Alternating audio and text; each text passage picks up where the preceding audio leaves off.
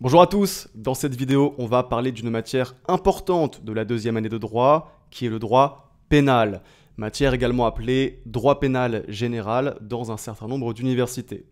Alors dans cette vidéo on va dans un premier temps définir ce qu'est le droit pénal, on va donner une définition du droit pénal, ensuite on verra pourquoi le droit pénal peut être qualifié de droit mixte, et puis enfin, et ça constituera la majeure partie de cette vidéo, on verra ensemble quels sont les grands thèmes du cours de droit pénal, quelles sont les principales notions à connaître en droit pénal. Et le but, c'est que vous partiez de cette vidéo avec vraiment une bonne vision d'ensemble de la matière. Juste avant de commencer cette vidéo, sachez que je propose sur mon site un pack de fiches de révision en droit pénal, qui est un pack de 20 fiches de révision qui sont claires et synthétiques et qui résument parfaitement le droit pénal. Donc, si vous voulez réviser efficacement le droit pénal et également si vous voulez mieux comprendre cette matière, eh bien, je vous recommande ce pack de fiches qui va vraiment beaucoup vous aider. Et si ça vous intéresse, vous trouverez le lien dans la description de cette vidéo. Ceci étant dit, c'est parti, on peut commencer la vidéo. Alors, pour commencer, qu'est-ce que le droit pénal? Le droit pénal, c'est l'ensemble des règles qui déterminent les infractions pénales, qui désigne les personnes pouvant être déclarées responsables et qui fixe les peines qui leur sont applicables. D'accord? Donc ensemble des règles qui déterminent les infractions pénales, qui désignent les personnes qui peuvent être responsables et qui fixent les peines qui leur sont applicables. Et l'ensemble de ces règles est regroupé dans le Code pénal qui a été promulgué en 1992 et qui est entré en vigueur en 1994. Maintenant que cette définition du droit pénal est posée, il faut bien comprendre qu'au sein du droit pénal, on distingue le droit pénal général et le droit pénal spécial. Alors qu'est-ce que le droit pénal général? Le droit pénal général, c'est le droit qui regroupe les règles applicables à toutes les infractions. Donc, droit pénal général, ce sont les règles qui s'appliquent à l'ensemble des infractions pénales. Tandis que le droit pénal spécial, c'est le droit qui détermine les éléments constitutifs et la peine encourue pour chaque infraction. C'est-à-dire que dans le droit pénal spécial, on va étudier séparément chaque infraction. Donc on va étudier séparément le meurtre, ensuite on va étudier le viol, puis on va étudier le vol, etc., etc. En fait, le droit pénal spécial, c'est un petit peu comme un catalogue des différentes infractions et des peines applicables dans chaque cas. Et ce que vous devez savoir, c'est qu'en deuxième année de droit, on étudie uniquement le droit pénal général. Donc, si vous êtes en deuxième année de droit, que votre cours s'appelle droit pénal général ou qu'il s'appelle simplement droit pénal, puisque ça dépend des universités, mais que votre cours s'appelle droit pénal général ou simplement droit pénal, il s'agit tout simplement d'un cours de droit pénal général. C'est-à-dire que les spécificités de chaque infraction ne sont pas étudiées. Ensuite, il faut savoir que le droit pénal est un droit mixte. Et le droit pénal, c'est un droit mixte parce qu'il n'appartient ni totalement au droit privé, ni totalement au droit public. En effet, le droit pénal permet d'abord la défense de l'intérêt général de la société. Et également, il implique une importante participation de l'État. Puisque ça va être les services de l'État qui vont exercer les poursuites à l'encontre de l'auteur d'une infraction. Ça va être également les services de l'État qui vont infliger la peine et qui vont permettre son exécution. Donc il y a vraiment, en matière de droit pénal, il y a vraiment une importante participation de l'État. Et ces caractéristiques, elles peuvent rattacher le droit pénal au droit public. Toutefois, oui, le droit pénal permet la défense de l'intérêt général de la société, mais il permet également de garantir la sauvegarde de droits individuels et la protection des individus. Et puis, il ne faut pas oublier que le droit pénal, il est appliqué par les juridictions judiciaires, puisque les juridictions pénales appartiennent à l'ordre judiciaire. Et donc, il est appliqué par les juridictions de l'ordre judiciaire et non par les juridictions administratives. Et c'est pour ça que le droit pénal, il est davantage rattaché au droit privé qu'au droit public. Donc retenez bien que c'est un droit mixte qui n'appartient ni totalement au droit privé ni totalement au droit public, mais il est tout de même un petit peu plus rattaché au droit privé qu'au droit public. Alors ceci étant dit, on va maintenant voir ensemble quels sont les grands thèmes du cours de droit pénal. Quelles sont les principales notions qui structurent le cours de droit pénal et que vous devez connaître et maîtriser. Alors, dans le cours de droit pénal de L2, on a généralement un premier thème qui va porter sur la loi pénale. Et dans cette première partie, d'abord, on va étudier un principe fondamental du droit pénal qui est le principe de l'égalité criminelle, également appelé principe de l'égalité des délits et des peines. Et donc, vous verrez que, en vertu de ce principe, seule la loi peut déterminer ce qui constitue une infraction et les peines applicables. D'accord ? Seule la loi peut déterminer ce qui constitue une infraction et les peines applicables. Alors qu'est-ce que ça signifie ça ? Ça signifie très simplement que il n'y a pas d'infraction, enfin plutôt il n'y a d'infraction que si un texte l'a prévu. Et concrètement, le juge ne peut pas créer d'infraction, il ne peut pas inventer de nouvelles infractions qui n'aient pas été prévues par un texte. D'accord ? Donc seule la loi peut déterminer ce qui constitue une infraction, et donc nécessairement le juge ne peut pas créer de nouvelles infractions. Et puis également, puisque seule la loi peut déterminer ce qui constitue une infraction et également les peines qui sont applicables, eh bien nécessairement, il ne peut y avoir de peine qui n'ait pas été prévue par un texte. Et donc concrètement, le juge ne peut pas créer de nouvelles peines.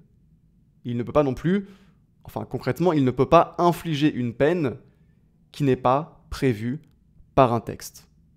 C'est ça le principe de l'égalité criminelle et ses implications. Une fois qu'on a étudié le principe de l'égalité criminelle, généralement, on va étudier l'application de la loi pénale dans le temps et dans l'espace. Et on commence par l'application de la loi pénale dans le temps. Cette application de la loi pénale dans le temps, elle est déterminée par deux grands principes, qui sont le principe de non-rétroactivité de la loi pénale et puis le principe de rétroactivité in missus. Alors, en application du principe de non-rétroactivité de la loi pénale nouvelle ne peut pas s'appliquer à des faits qui se sont produits avant son entrée en vigueur. La loi pénale nouvelle ne peut pas s'appliquer à des faits qui se sont produits avant son entrée en vigueur. Qu'est-ce que ça signifie ? Ça signifie simplement que on ne peut pas être puni pour des faits qui ne constituaient pas une infraction à la date à laquelle ils ont été commis.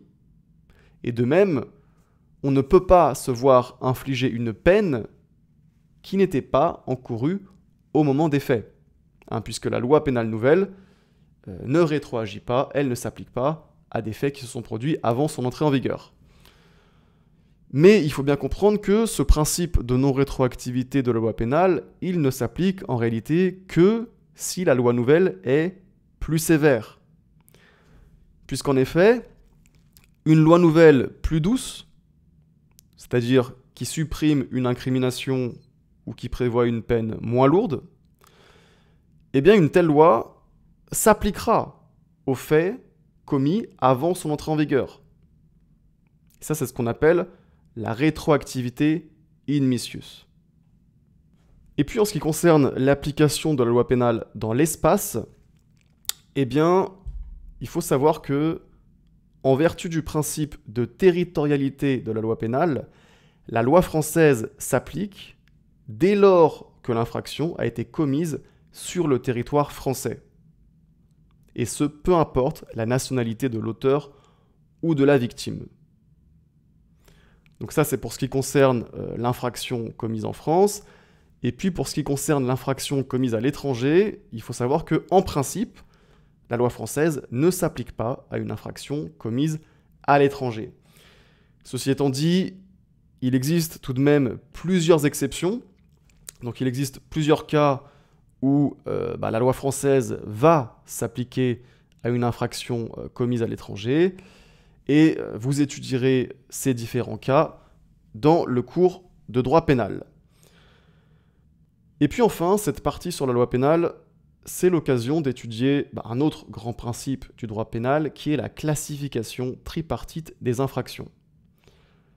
Et en vertu de ce principe, les infractions pénales, c'est-à-dire les comportements interdits par la loi et sanctionnés par une peine, sont classés, suivant leur gravité, en crimes, délits et contraventions. C'est-à-dire que toute infraction pénale est nécessairement une contravention, un délit ou un crime. Et plus précisément, les crimes, ce sont les infractions les plus graves.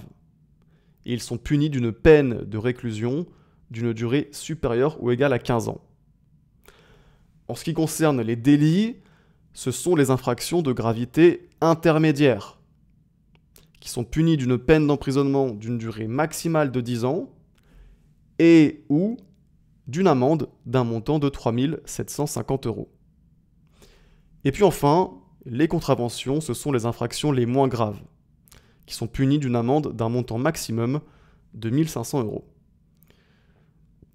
Ensuite, le cours de droit pénal, il se poursuit avec une partie qui est consacrée à la responsabilité pénale et plus précisément aux éléments constitutifs de l'infraction. Donc dans cette partie, on voit que la responsabilité pénale, c'est l'obligation de répondre de ses actes délictueux en subissant une peine. Et cette responsabilité pénale, elle est déclenchée par l'existence d'une infraction. Et une infraction est constituée par 3 éléments. On parle des éléments constitutifs de l'infraction. Et premier élément, on va avoir un élément légal. C'est-à-dire que l'infraction n'existe que si elle est prévue par un texte. Donc ça correspond au principe de l'égalité criminelle dont on a déjà parlé dans cette vidéo. Ensuite, on va avoir un élément matériel. Qu'est-ce que c'est l'élément matériel ?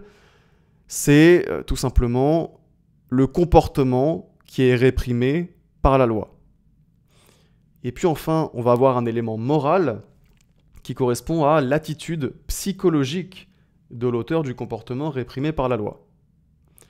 Et plus spécifiquement, l'élément moral comprend 2 composantes. D'abord, l'imputabilité, c'est-à-dire que l'agent doit avoir eu conscience de ce qu'il faisait. Et puis ensuite, la culpabilité. La culpabilité, ça signifie que l'agent doit avoir commis une faute. Alors, pour les crimes et les délits, la faute doit être intentionnelle. Donc l'agent doit avoir eu la volonté de commettre l'infraction. C'est-à-dire que pour les crimes et les délits, si l'agent n'avait pas la volonté de commettre l'infraction, donc si la faute n'était pas intentionnelle, eh bien l'élément moral ne sera pas constitué.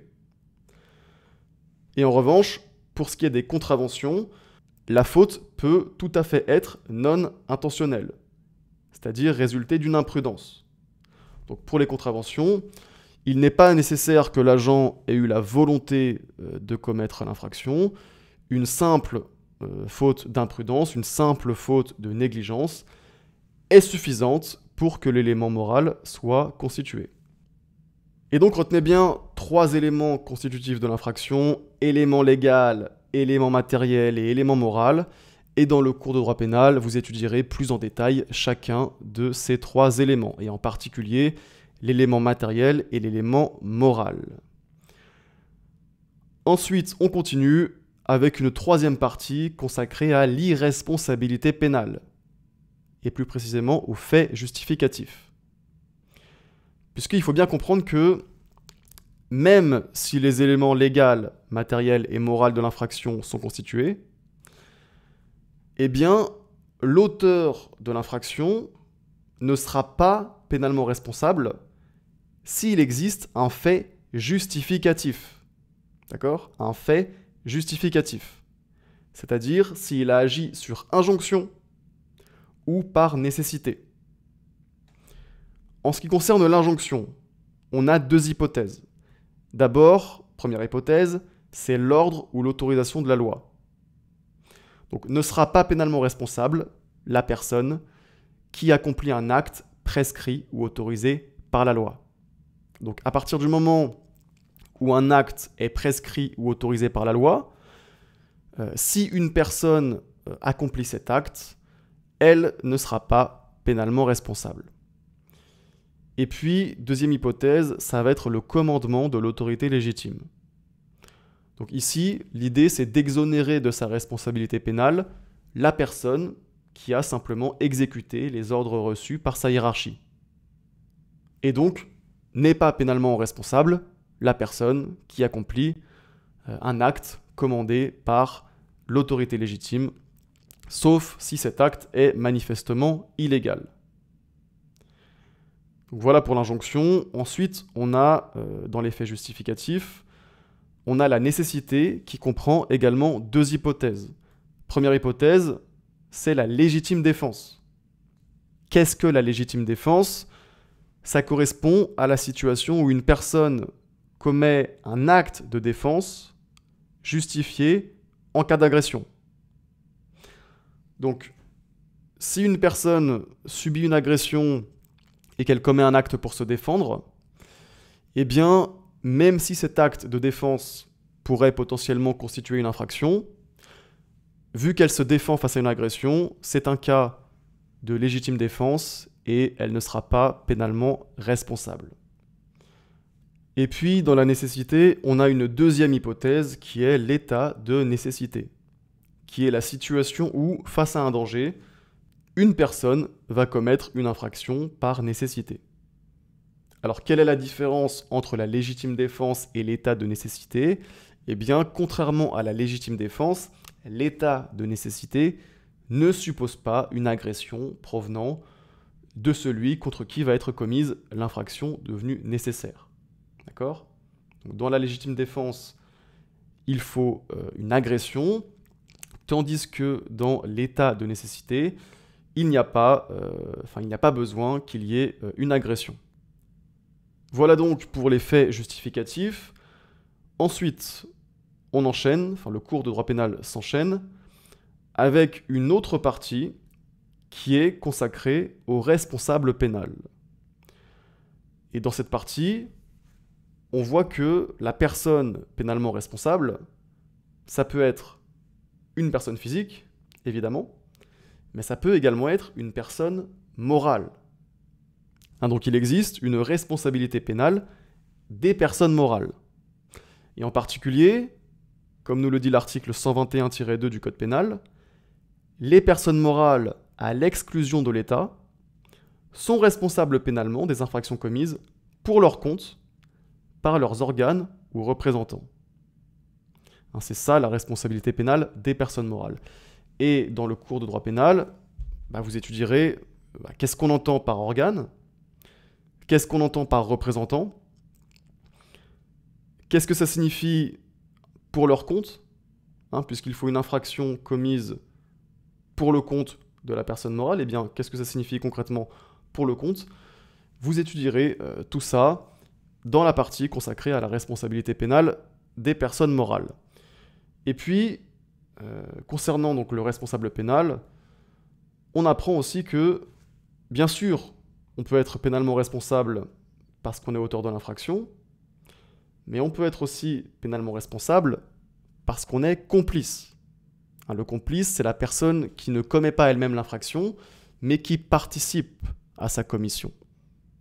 Et spécifiquement, la peine encourue par le complice est la même que celle qu'il encourrait s'il avait été l'auteur de l'infraction. Alors il y a toutefois des conditions pour que la complicité soit reconnue, et vous étudierez ces différentes conditions dans le cadre du cours de droit pénal. Et puis enfin, dans le cours de droit pénal, généralement, on a une dernière partie qui est consacrée aux peines, qui est consacrée à la peine. Et dans cette dernière partie, on commence par étudier la notion de peine. Donc la peine, c'est quoi ? C'est la sanction infligée à l'auteur d'une infraction, d'accord ? Sanction infligée à l'auteur d'une infraction. Et la peine, elle a différentes fonctions. Elle a d'abord une fonction de répression, puisqu'elle vise à sanctionner, elle vise à punir l'auteur de l'infraction. Et elle a également une fonction de dissuasion, puisque le risque de subir la peine va dissuader les personnes qui voudraient potentiellement commettre une infraction. Et puis enfin, la peine, elle a une fonction de réinsertion, puisqu'elle doit faire en sorte que le condamné ne commette plus de nouvelles infractions. Elle doit faire en sorte que le condamné ne commette plus de nouvelles infractions afin de le réinsérer dans la société. Après la notion de peine, on étudie la classification des peines. Et en particulier, on voit la distinction entre les peines de référence, les peines alternatives et les peines complémentaires. Alors, c'est quoi les peines de référence ? Essentiellement, ça va être la peine privative de liberté, donc la réclusion pour les crimes et l'emprisonnement pour les délits. Et puis également, ça va être la peine d'amende. Ça, ce sont les peines de référence. Mais il faut savoir qu'on a aussi des peines alternatives. C'est quoi les peines alternatives ? Ce sont les peines qui peuvent être prononcées à la place des peines de référence. D'accord ? Donc à la place d'une peine de référence, le juge va prononcer une peine alternative. Un bon exemple, c'est le travail d'intérêt général, qui peut être prononcé à la place de l'emprisonnement. Et puis enfin, on a les peines complémentaires. Les peines complémentaires, ce sont les peines qui vont venir s'ajouter à la peine de référence ou à la peine alternative, qu'on appelle la peine principale. Donc si vous voulez, le juge, il va prononcer soit une peine de référence, soit une peine alternative. Ça, c'est ce qu'on appelle la peine principale. Et puis, en plus de cette peine principale, il peut éventuellement prononcer une peine complémentaire qui va venir s'ajouter à la peine principale. D'accord ? Par exemple, une peine complémentaire, ça va être la suspension du permis de conduire. Une fois qu'on a vu la classification des peines avec cette distinction entre peine de référence, peine alternative et peine complémentaire, on voit qu'il existe une distinction fondamentale entre la peine encourue et la peine prononcée par le juge. Puisqu'en effet, la loi détermine la peine encourue pour chaque infraction, d'accord ? Mais il faut bien comprendre qu'il s'agit simplement d'un maximum au-delà duquel le juge ne peut pas aller. Et le juge, il est libre de prononcer une peine en dessous de ce maximum. Par exemple, en application de l'article 311-3 du Code pénal, le vol est puni de 3 ans d'emprisonnement et de 45 000 € d'amende. Mais ces 3 ans d'emprisonnement et ces 45 000 € d'amende, c'est simplement un maximum que le juge ne peut pas dépasser. Il est libre de prononcer une peine en dessous de ce maximum. Il est libre, par exemple, de prononcer une peine de 2 ans d'emprisonnement ou bien d'1 an d'emprisonnement, etc., etc. Et également, il est évidemment libre de prononcer une peine inférieure à 45 000 € d'amende.